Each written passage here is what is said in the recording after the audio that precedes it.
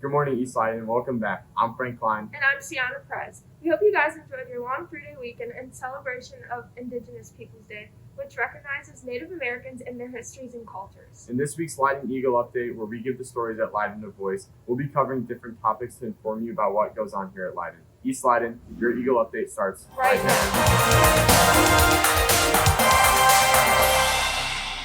Spanish classes have been a popular elective choice among students of all ethnic backgrounds for a long period of time. In light of Hispanic Heritage Month, we've interviewed students on what prompted them to take the class, what they've learned, and why it's important for the curriculum to educate students on the Hispanic culture. At home, the only time I get to speak Spanish is at home. So here at school, I'm mostly speaking English. So for me, it's important for my language and my vocabulary to continue to expand, and for me to be able to continue to keep my culture going. The reason I take Spanish class is to learn more about my culture, also learn more about literature, speaking fluently, and doing all sorts of stuff like that. The Latin Spanish teachers work hard to fill students with knowledge on their personal Hispanic cultures, while also implementing other countries' traditions into the curriculum as well. Well, in every class, we also want to teach some culture. So in every level, we teach about different countries and customs and their geography, so the students will know a little about every country. Well, we want the students to be really bilingual and to learn how to use an academic Spanish. So when they start working, be able to be truly bilingual and be able to speak a proper Spanish to work and to behave in a business world. As we near the end of Hispanic Heritage Month, it is essential that students know the importance of understanding their own culture and language. This is Johnny, Madison, and Geist signing off. In today's society, there are roughly 6,500 languages spoken by people all around the world. One of the languages that is commonly forgotten by the vast majority of people is sign language. 600,000 Americans are functionally deaf, and nearly 6 million have severe trouble hearing, which equates to about 2.4% of Americans who may rely on sign language. However, barely enough people actually know sign language, so Miss Wind, a teacher here at East, thought that should be changed. So my sister is deaf, so I've been communicating with her via sign language for most of my life. So I think it's a really great skill to have to communicate with people who have hearing loss or who don't. It's just another tool to communicate with. I wanted to join this club because I was really interested in just how to do sign language in general.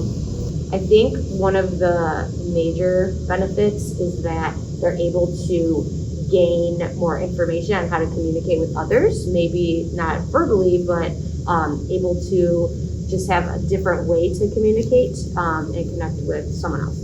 I think it gives students another opportunity to practice a different communication style. Leiden does a phenomenal job with offering different types of extracurriculars, so hopefully sign language has allowed students to pick a different outlet for communication. With sign language being vital to people who have no other means of communication, we have some students here at Leiden who depend on sign language every day to communicate with others. Deena Pasumarth, a senior here at Leiden, is fluent in sign language, so we asked her the importance of this language and how she is able to apply it every day. I learned sign language because I had to. It's my only way to communicate with my mom. The sign language community on its own, there's a lot of people, so you can make more friends because it's not just English-speaking individuals. It's a whole other language.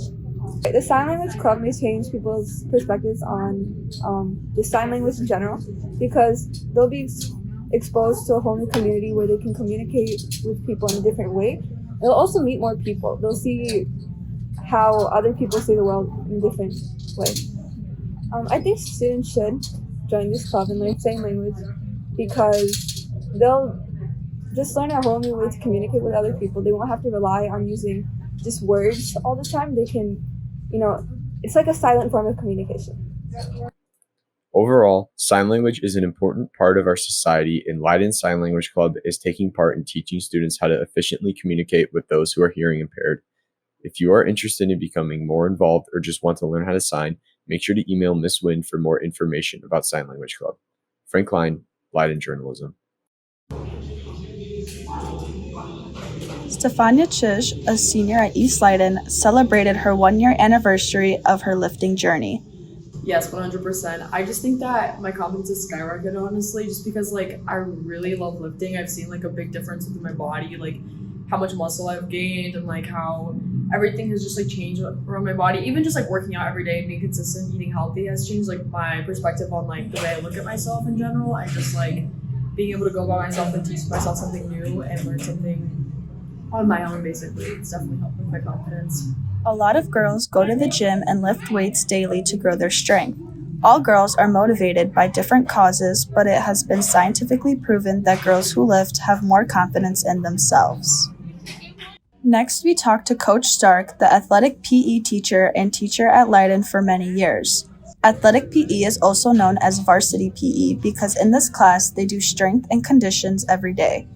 Coach Stark has seen firsthand how lifting weights helps girls mentally and physically become stronger.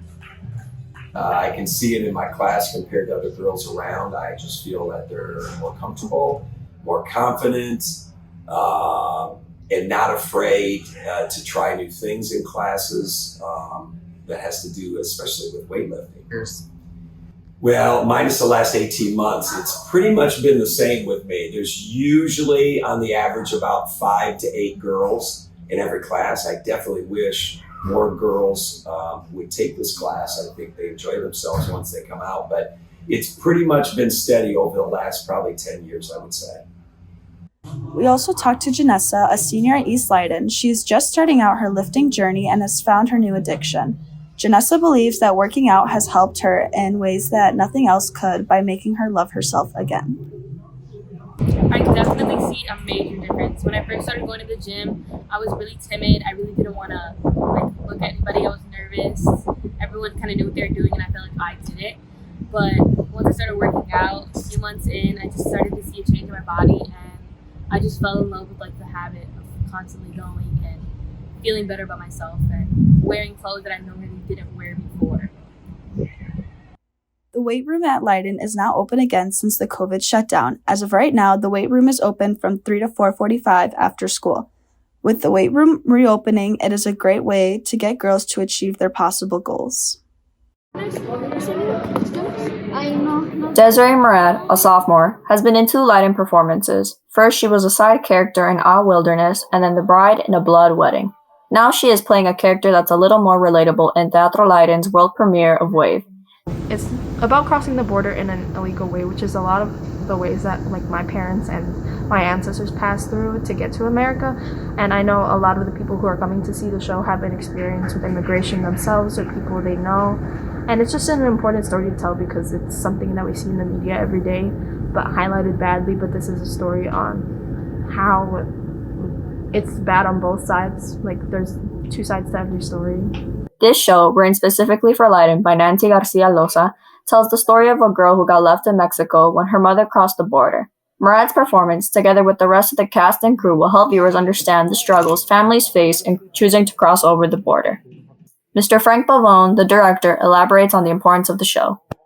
A lot of our community members will come and see the show and may have stories that are similar, may have family stories that are similar, and it's not something that we're attempting to make a mockery of or put a fun sort of vibe into. It's more, this is real, and it's a very different type of theater than anyone would be used to. Although this show was to debut in 2020, it will now have its world premiere next week. Mr. Bavone explains how this show came to be. So 3.5 years ago, the Teatro Leiden company put on a show that was taken to a national awards festival sort of thing, and they won a award called the Magna Award. The award that was given to them had a financial component to it, and so what they wanted to do with that financial component, instead of just buying something for the theater, they wanted to do something that would be relevant, and so they said, well, let's commission a play.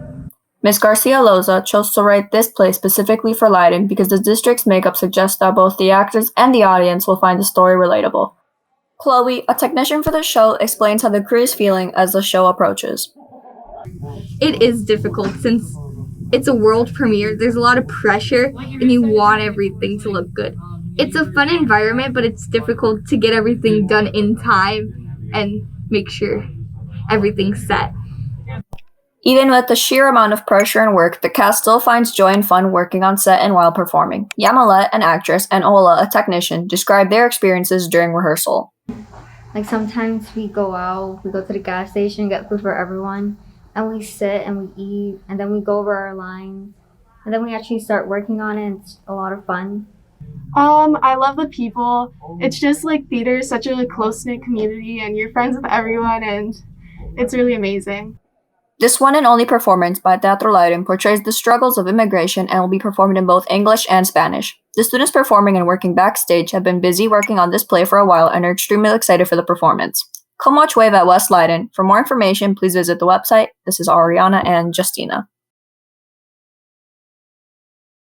That's all the news we have for you today. Remember to check your email to see the daily announcements where you can catch up on other Leiden events and activities. We also want to remind you that we have parent-teacher conferences next week on Tuesday, along with an Institute Day on Monday. This means we have a 4-day weekend coming up, so we hope you guys enjoy the extra days off.